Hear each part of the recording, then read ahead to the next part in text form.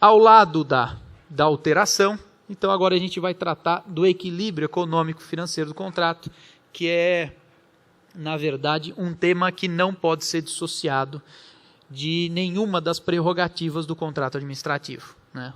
Todas as prerrogativas da administração devem ser necessariamente acompanhadas do estudo do equilíbrio econômico-financeiro do contrato. Qual que é o significado desse equilíbrio? É a relação de encargos e receitas que o particular, que o concessionário assume na proposta. É essa a ideia, claro, em termos abstratos desse conceito. Por que eu digo em termos abstratos? Na prática, é muito difícil, os senhores bem sabem,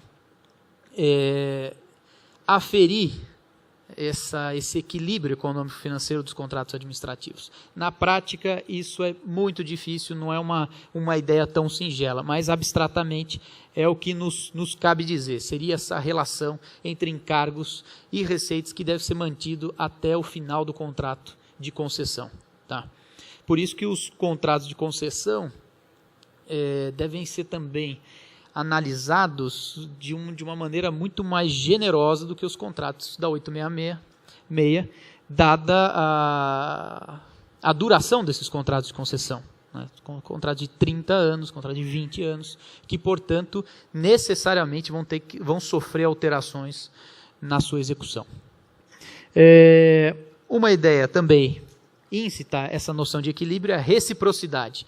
E isso, vejam, todos esses tópicos são tópicos fundamentais para analisar a questão do pagamento automático, do resultado que pode advir de eventuais alterações que venham a ser tomadas pelo Estado de São Paulo. Por que eu digo reciprocidade?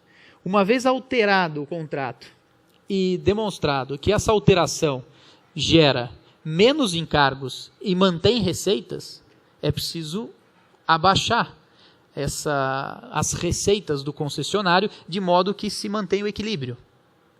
E claro, não é o que a gente costuma observar, mas é uma ideia que é inerente ao equilíbrio. O reequilíbrio gera tanto em favor do concessionário quanto do poder público. De modo que as alterações do contrato podem tanto onerar quanto desonerar o particular, e isso vai ter consequências. A estatura constitucional do equilíbrio, que é uma coisa que eu já adiantei, mas o equilíbrio econômico-financeiro dos contratos administrativos está previsto no artigo 37, inciso 21 da Constituição, que, naquela locução, mantidas as condições efetivas da proposta, deixa de maneira muito clara essa defesa que, volto a dizer, não é do concessionário, mas é de todos, e sobretudo dos usuários que têm o direito àquele serviço público, sobretudo agora em que a gente tenta, muitas vezes de maneira inglória, implementar aquele modelo de Estado Social de Direito previsto e consagrado na Constituição Federal. Aqui eu trago aos senhores, e isso até foi fruto de uma outra conversa que eu travei com o professor Dalpozo, que é, na verdade, um exemplo, no meu modo de ver, de flagrante violação à equação econômico-financeira de contrato que está previsto em todos esses contratos de concessão de serviço público, de concessões rodoviárias, que é essa limitação a que a concessionária informe ao poder concedente o seu pleito de reequilíbrio econômico-financeiro do contrato. Isso me parece absolutamente inconstitucional.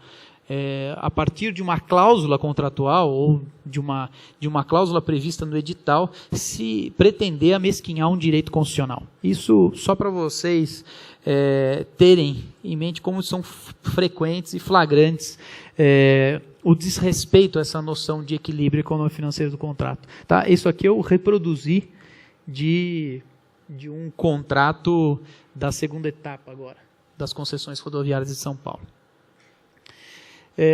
Então, agora, a fim de não tomar muito o tempo dos senhores, vamos entrar no tema aqui que nos nos foi oferecido e ver, do ponto de vista do direito administrativo, qual a resposta que a gente poderia dar. Ou, pelo menos, qual o caminho que a gente poderia sinalizar.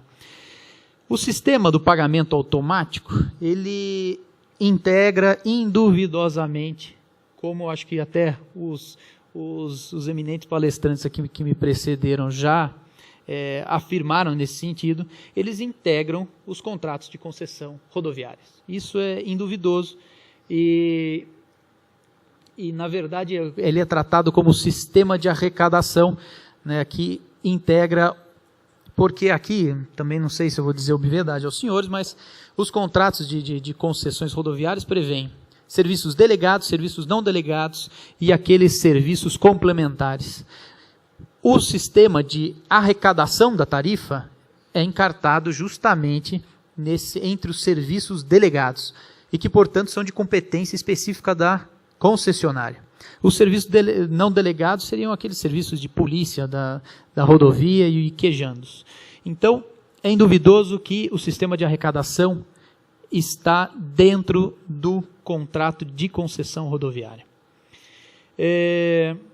Os contratos também, isso já deve ter sido discutido exaustivamente, então eu acho que a gente pode só fazer referência em relação à obrigatoriedade dos sistemas de remuneração. Há 3 sistemas de remuneração previstos e obrigatórios. É preciso que a concessionária ofereça esses sistemas, que é o automático, semiautomático e o manual, né?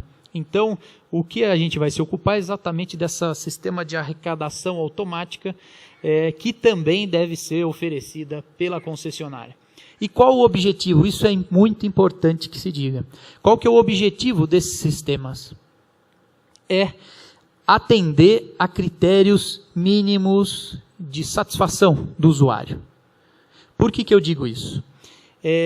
A finalidade desse sistema integrado de arrecadação é que vai, na verdade, e que foi o que presidiu a proposta da concessionária, e que foi analisada pelo poder concedente à época, e que foi julgada satisfatória, para que ele vencesse e sagrasse vencedor daquela licitação. Por que eu digo isso, né? Se num determinado sistema, como por exemplo hoje, o sistema que está instalado com essa simbiose entre esses sistemas de arrecadação, se estiver atendendo aos níveis de satisfação do usuário, tudo bem. Veja, não há uma exigência, claro que há uma exigência dos contratos de concessão por uma permanente automação, isso é inegável também, mas uma vez satisfeito esse nível de atendimento do usuário, não há o que se impor à concessionária. Isso é importante que se diga. No meu modo de ver, é assim que se faz todo o sistema de arrecadação. Aqui, vocês também já devem ter tratado, seriam 2 aspectos da padronização, né, o sistema de arrecadação precisa ser referendado pela Artesp, e a comercialização. Há uma previsão de comercialização daquelas etiquetas eletrônicas, mas só há a previsão de comercialização das etiquetas. É isso que diz esses modelos de concessão aqui do Estado de São Paulo.